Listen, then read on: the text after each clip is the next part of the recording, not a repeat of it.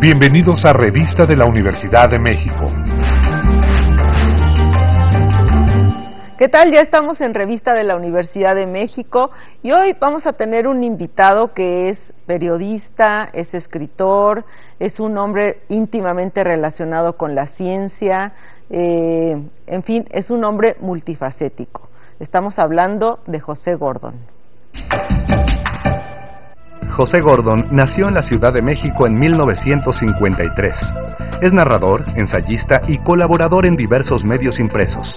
Entre estos, escribe la columna de Ciencia y Arte en la Revista de la Universidad de México. Es autor del libro Tocar lo Invisible, una exploración de las posibilidades que abren el arte, la ciencia y la imaginación.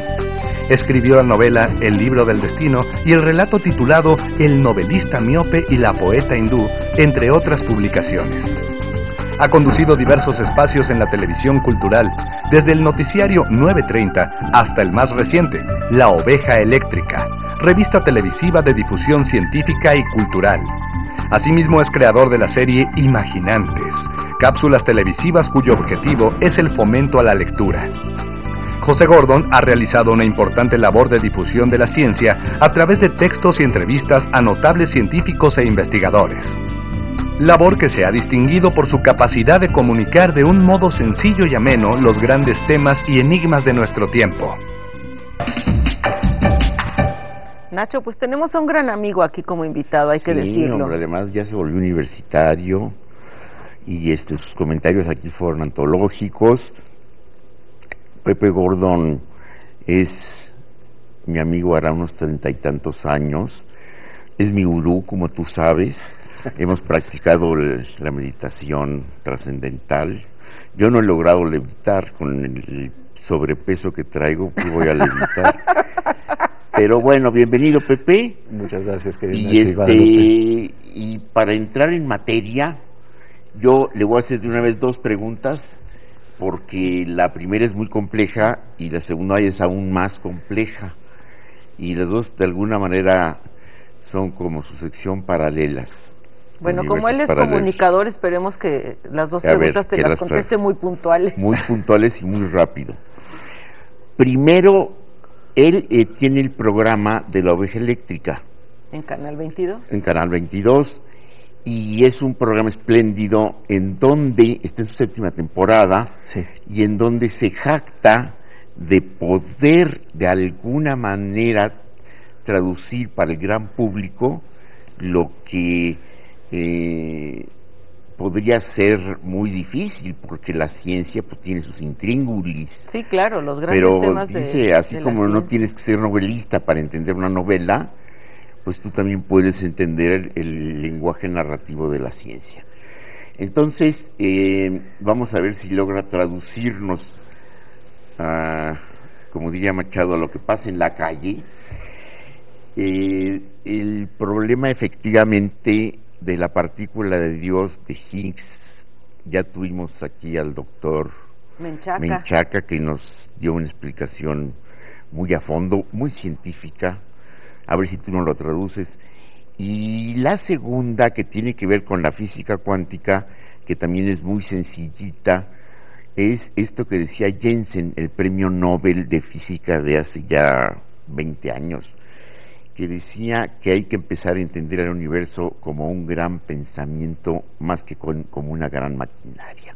Como ven, son dos preguntas sencillitas, que tienen que ver las dos con lo mismo. Mira, qué interesante. Además, primero que nada, un gusto charlar aquí entre amigos y sobre todo, pues, plantear estas preguntas que además nos hacemos cuando charlamos también en una comida, en fin, en la sobremesa. Siempre estamos charlando sobre estos temas que nos interesan. El del bosón de Higgs o la partícula de Dios es particularmente interesante porque lo que está planteando es la búsqueda de un nivel fundamental de la naturaleza. Y bueno, para buscarlo, para encontrarlo, realmente se tuvo que, de alguna manera, plantear un problema muy grave que ocurría en el modelo estándar de la física, que explica cómo interactúan las partículas y la energía en esos niveles elementales. Se entendía todo, pero no se entendía por qué las partículas elementales tienen la masa que tienen. Entonces, la teoría estaba coja. Y en 1964, un físico, Peter Higgs, se le ocurre plantear lo que podríamos llamar una partitura matemática. Una partitura matemática que va a tratar de explicar por qué efectivamente tienen la masa que tienen.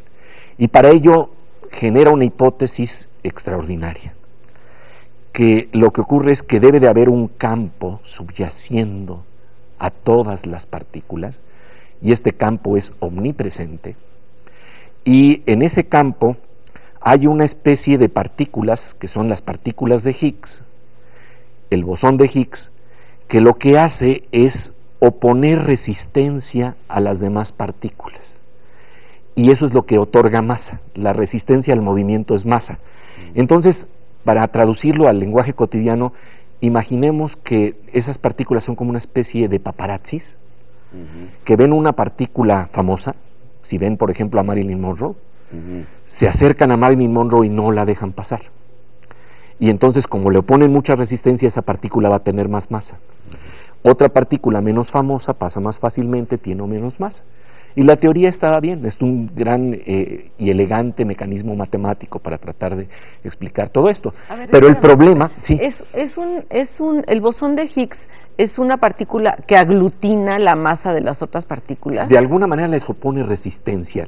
Los bosones de Higgs, de alguna manera, son como paparazzis que se están resistiendo, que se aglutinan alrededor de ciertas partículas, y entonces cuando la partícula es muy masiva, es muy famosa, pues todos los paparazzis están ahí.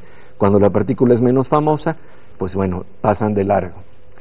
Pero el asunto entonces era que todo eso estaba muy bien en teoría, pero ¿cómo probarlo? ¿Cómo comprobarlo? Ese es el gran problema.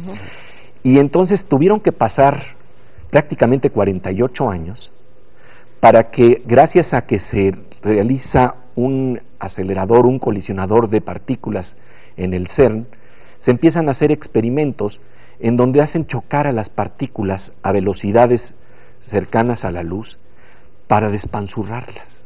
Y en el momento en que las puedes despanzurrar, entonces lo que ocurre es que están buscando a ver si existe esa famosa partícula que debería de estar en el fondo de la naturaleza. Y bueno, hacen muchos experimentos y tiene que tener un grado de probabilidad que realmente sea significativo, y resulta que el 4 de julio pasado efectivamente se plantea que aparece una partícula que concuerda con el bosón de Higgs. Y entonces esto es como escuchar la música de la partitura matemática que se había planteado en 1964 y llegar a esa comprobación de ese nivel que es fundamental para empezarnos a explicar cómo funciona la naturaleza.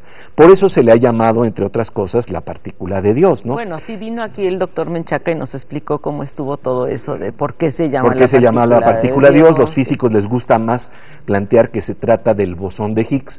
Lo cierto es que una de las características más interesantes de toda esta búsqueda es que estamos hablando de la búsqueda de niveles fundamentales, y que el campo que se postula para explicar la existencia del bosón de Higgs, el campo de Higgs, que también se le llama así, es un campo omnipresente. Eso es pero ¿sabes también qué pasó?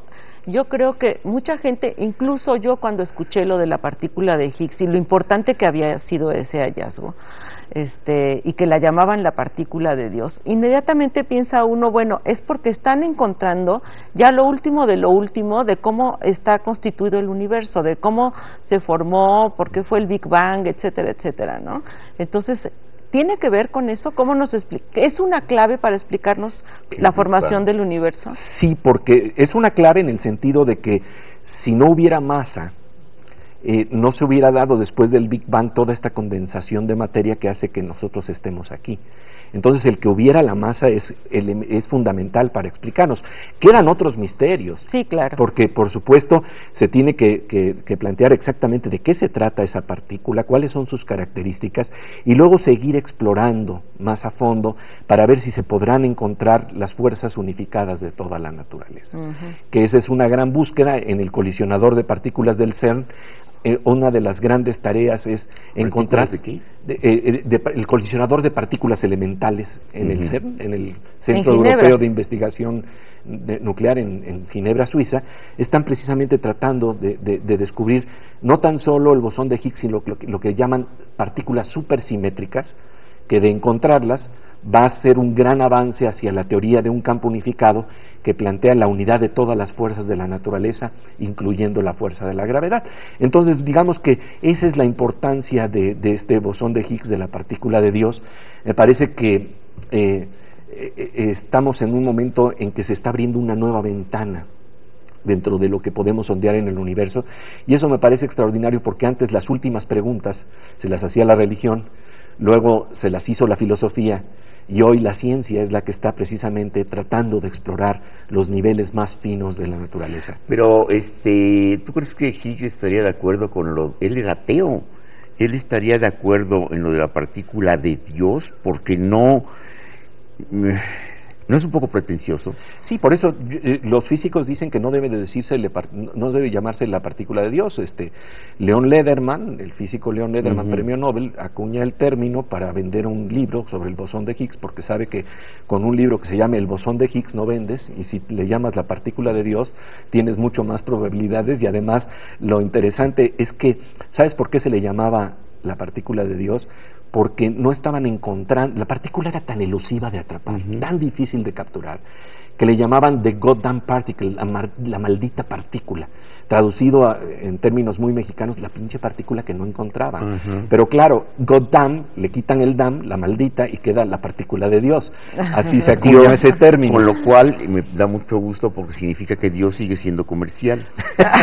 ¿No? Sigue vendiendo sigue vendiendo libros. Sí, ¿no? Sigue vendiendo libros, eso es muy claro. No, porque ya lo hemos visto, que está tan devaluado en las iglesias, que por lo menos en la física y en la física cuántica, pues ahí sigue, ¿verdad, Dios? Bueno, están nombrándolo de esa manera algunos, pero lo interesante, yo creo más bien, es que en el terreno de la ciencia tenemos los límites que tiene la ciencia y el lenguaje que tiene la ciencia.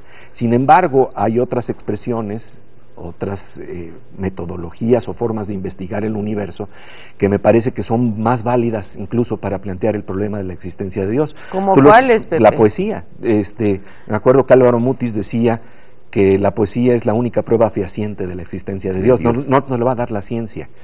Y tal vez es en esos rincones tan sutiles a los que penetra la poesía, en donde penetra el arte, en donde te abres de repente a algo que es majestuoso, que te rebasa, que no tienes nombre para plantear de qué se trata esa realidad. Y así llegamos a la segunda pregunta. Para lo cual vamos a hacer una pausa. Aquí la otra es muy sencillita. Claro. Sí, y ahorita vamos a regresar contigo, Pepe, y para que le contestes a Nacho su segunda pregunta. Claro que sí. Bueno, pero es así nomás. Yo pensé que iban a ser así. Dios sí existe. En un momento más regresamos a Revista de la Universidad de México. Ya estamos de regreso en la Revista de la Universidad de México. Ya estamos de regreso aquí en Revista de la Universidad de México conversando con José Gordon, pero antes vamos a la sección de efemérides con Mauricio Molina, que nos tiene un artículo muy interesante sobre psicoanálisis. En 1962, el doctor universitario Santiago Ramírez dio a la imprenta un libro fundamental, El Mexicano, Psicología de sus Motivaciones, que se insertaba en la búsqueda de lo mexicano a la manera de Vasconcelos, Samuel Ramos y Octavio Paz. Con Ramírez había desembarcado en nuestro país la teoría freudiana. La revista de la Universidad de México publicó en enero de 1963 un número dedicado al psicoanálisis con un grupo de colaboradores deslumbrante. En este número poliédrico, el psicoanálisis es visto desde la filosofía, la estética, la literatura, la antropología. Se trata de una de las aproximaciones más ricas al psicoanálisis de su tiempo en nuestro país. En su extenso ensayo introductorio, Jaime García Terrés, entonces director de la revista, recorre las batallas que enfrentó Freud para hacer del psicoanálisis una disciplina legítima. Al mismo tiempo destaca a los grandes escritores, como Joyce y Sartre, que vieron en la obra del autor de la interpretación de los sueños un pórtico para la creación. Destaca un fragmento de una ópera de Claude Debussy, basada en la caída de la casa Usher de Poe, utilizando elementos de psicoanálisis. Al final del número, encontramos un incomparable ensayo de Juan García Ponce titulado Arte y psicoanálisis, donde habla de la huella de Freud en Paul Klee, o Para comprender a Van Gogh. Los dibujos de Gironella, que ilustran algunos de los artículos, sirven de marco perfecto para destacar los textos de manera lúdica y creativa. Cabe recordar que el psicoanálisis había tenido hasta entonces muy poca difusión en nuestro país. La revista de la universidad sincronizaba los relojes de la cultura mexicana para comprender a uno de los pensadores más influyentes de nuestro tiempo. Bueno, pues continuamos platicando con José Gordon de un tema tan apasionante como es esta combinación que ha logrado él, quizá como nadie en este país, de literatura y ciencia, sobre todo porque traduce a veces la literatura al lenguaje de la ciencia y la ciencia al lenguaje de la literatura. Pero yo quiero recordar que yo le hice 2 preguntas pensando que tenían una respuesta sencillita, así rápida, de 2, 3 palabras, pero pues no es cierto, no se puede hablar de la partícula de Dios en 3 palabras. Y la otra pregunta que me atreví a hacerle es que algo que creo que puede tener relación, vamos a ver qué nos dice, pero fíjense, este premio Nobel que mencionaba yo, por ahí del 1940, 50, decía que había que empezar a entender el universo más que como un gran problema mecánico, como un gran pensamiento, con lo cual nos llevaría efectivamente a terrenos muy interesantes. Ahí está la poesía, ahí está la filosofía, ahí está la literatura. Pero a ver, vamos a ver qué nos plantea Pepe Gordon sobre un tema tan apasionante. Fíjate, Nacho, es de veras apasionante porque lo que estás hablando es de que cuando llegamos a los niveles más finos de la materia, la única forma que tenemos para atraparlos a veces ya son nada más las matemáticas. Entonces ya no estamos hablando de las matemáticas. Entonces, cuando estás hablando de matemáticas, esas matemáticas luego se van a traducir en términos de otros objetos, en fin, pero no los estás viendo. Los estás codificando o tratando de ver cómo están estructurados a través de matemáticas. Es un pensamiento abstracto totalmente, y con esas matemáticas vas explorando más a fondo. Me acuerdo que entrevisté a uno de los más grandes matemáticos en este terreno de exploración de la naturaleza, Edward Witten, y él me decía, sí, lo que pasa es que verdaderamente las matemáticas son las que están jugando en ese nivel tan fino de la naturaleza. Y me decía, y esto es broma, lo digo muy claramente, esto es broma, pero Dios debe de ser matemático. Pero es broma, o sea, me lo aclaró varias veces. Bueno, pero también debe ser poeta. Pero también debe de ser poeta. Y fíjate que allí estaba precisamente la gran intuición de Octavio Paz, que al estar buscando precisamente estas narrativas de la naturaleza que nos entrega la ciencia, él era un gran apasionado también del conocimiento de la ciencia, planteaba que la próxima revolución en el conocimiento vendría cuando, en lugar de utilizar variables como E igual a energía o IM igual a masa, y digo más que decir en vez, además de usar ese tipo de variables, se pudieran utilizar variables como R igual a ritmo, I igual a intensidad. Esas son variables que pertenecen al pensamiento, que pertenecen a la poesía, que pertenecen a algo que tiene que ver con el flujo con el que respiramos la vida, con el que nos asomamos al mundo. Y lo que me parece muy interesante es que grandes poetas estén planteando esa posibilidad, ese vislumbre de que en el fondo de la naturaleza, desde el punto de vista de la poesía, hay lenguaje, ¿no?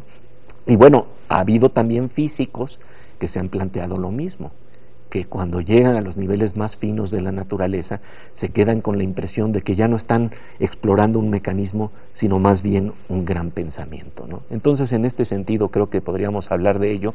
Luego hay otras exploraciones que son muy interesantes también que ocurren en términos de literatura.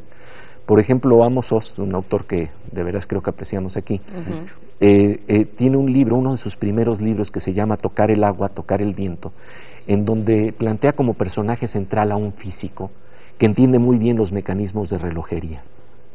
Y él vive en un lugar aislado y como único instrumento para entender el mundo tiene una pluma, un papel, y en una celda casi monástica está mediante ecuaciones tratando de entender cómo funciona la naturaleza, y efectivamente en la novela llega a una ecuación fundamental que luego es reconocida en todo el mundo porque implica de verdad entender a fondo de qué se trata el universo. Y lo que me llama la atención es que en este juego de imaginación que plantea Amos Oz, él señala que la teoría es más bien la teoría de la matemúsica. Ajá. Un nivel en donde a través de la unificación de la matemática y la música se podría entender un campo unificado donde podemos entender cómo juegan todas las fuerzas de la naturaleza, incluyendo la alegría y el dolor, incluyendo la aventura humana. Y que todo, bueno, todo tiene su paralelo, ¿no?, con lo que vivimos, con esta vida. Yo recuerdo hace poco una novela de un joven italiano físico, Paolo Giordano, sí, que se llama La soledad de los números primos, en donde se trata de explicar por qué una relación entre dos personas nunca puede llegar a estar cercana, ¿no? Entonces es muy interesante cómo este pensamiento físico te lleva a analizar y a reflexionar sobre situaciones que vives en tus relaciones interpersonales. Porque tenemos nuevas metáforas. Sí. Y esas nuevas metáforas salen de la física. Fíjense, yo soy fan de ese programa de televisión que se llama The Big Bang Theory, sí, programa de comedia, ¿no? Y entonces hay un momento que me parece muy interesante en donde uno de los personajes quiere acercarse a la mujer, pero él es muy tímido y ella no sabe si él es tan brillante en su intelecto que van a hacer clic. Y entonces van a salir por primera vez y los dos están muy nerviosos y se acercan al famoso Sheldon, ¿no?, para preguntarle que les dé un tip. Y entonces ella se acerca a él y él le dice, el gato de Schrödinger. ¿Y qué quiere decir el gato de Schrödinger? Un experimento famoso en donde se tiene un gato encerrado en una caja y según la teoría cuántica, mientras no observes lo que está pasando en esa caja, puede haber la posibilidad de que haya un decaimiento radioactivo que implique que se suelta un veneno y entonces el gato puede morir o puede no morir, y todo está en la misma probabilidad. Y el problema es que cuando abres la caja te vas a dar cuenta cuál fue la posibilidad que se actualizó. Y entonces le dice esto para decirle, pues abre la caja y sabrás si el gato está muerto o está vivo. Y entonces cuando él también, el otro amigo, llega a pedirle consejo al mismo Sheldon le dice también el gato de Schrödinger, y cuando ella se acerca con él y él se acerca con ella porque no saben ni siquiera si van a salir, se aproximan nada más para ver, ¿saldremos o no saldremos? Y entonces de repente ella le dice, ¿has oído del gato de Schrödinger? Y él, que es físico, se emociona tanto de que la mujer entienda de esto que es física cuántica, que le planta un beso. Y entonces ella le dice, el gato está vivo. Bueno, es lo mismo también, por ejemplo, pero ya de más allá de otros tiempos, el libro de Goethe sobre las afinidades selectivas, ¿no? Sí. Como me imagino que puedes compararlo con cómo las partículas se van juntando unas con otras y tienen a lo mejor lo que nosotros ahora damos por llamar la buena vibra que te pasa a una persona, ¿no? Sí, hay metáforas que son maravillosas. Sí. Maravillosas, y mira que estás hablando de genios que ahora sí que mencionábamos a Octavio Paz, a Goethe, pero para quizá rematar, o bueno, por lo menos dentro del mismo tenor, y ya que estamos indirectamente hemos hablado de Dios, Einstein dijo que Dios no juega a los dados. Uh-huh. Luego Hawking dijo que Dios sí juega a los dados. Este descubrimiento de Higgs y este planteamiento de que hay que entender el universo como un gran pensamiento más que como una enorme maquinaria, te acerca a ti, Pepe Gordon, a creer más que Dios juega o no juega los dados. Fíjate, es interesante porque Niels Bohr le decía a Einstein, deja de decirle a Dios cómo debe de jugar. ¿No? Si quiere jugar a los dados, que juegue a los dados. Ajá. Hay incógnitas en este terreno. Lo que me queda claro a mí es que cuando me aproximo a la aventura narrativa de la ciencia y de la literatura y el arte, se me abre el asombro. Y cuando se me abre el asombro, no sé, que la gente lo denomine como quiera a ese asombro, pero realmente me despierta una profunda curiosidad y sobre todo me refuerza la idea de ciertas experiencias de silencio en las que siento una profunda comunión con mi ser, con el universo y con todo lo que conforma ese ser. Eso sí lo ha planteado ya de alguna manera la literatura, que cuando estás tocando el fondo de ti mismo, estás tocando el fondo de la naturaleza. Esa es una experiencia que no se puede comprobar desde el punto de vista de la ciencia. La ciencia nada más se acerca a atisbar, tal vez, lo que está pasando en ese territorio. Al laboratorio. El laboratorio, en todo caso, tendríamos que ser nosotros, nuestro cuerpo, nuestro cerebro, con 12,000 millones de neuronas, que tal vez nos dan, que así como nos dan la experiencia del mundo de las formas, que es maravilloso, tal vez también nos puede dar la experiencia del mundo donde se desvanecen las formas y todos quedamos en unidad. Y en eso, pues los poetas siempre nos hablaban y nos daban testimonios de esa posibilidad. Octavio Paz planteaba precisamente en un gran poema de Piedra del Sol: puerta del ser, despiértame, amanece, déjame ver el rostro de este día, déjame ver el rostro de esta noche. Todo se comunica, arco de sangre, puente de latidos, llévame al otro lado de esta noche, a donde yo soy tú, somos nosotros, al reino de pronombres enlazados. Muy bien. Pues creo que con este poema vamos a tener que despedir el programa, porque ya qué más podemos decir, Pepe. Un gusto. Ya llegamos a las causas últimas. Como ven, hemos logrado nosotros encontrar, si no la partícula, si por lo menos nos acercamos a la poesía de Dios. Así es. Sí. Pepe, muchas gracias por haber estado con nosotros. Gracias, Nacho. Un programa más. Un programa más. Un programa menos. Un programa menos. Y nos vemos la próxima semana aquí en Revista de la Universidad de México. Muchas gracias a ustedes también.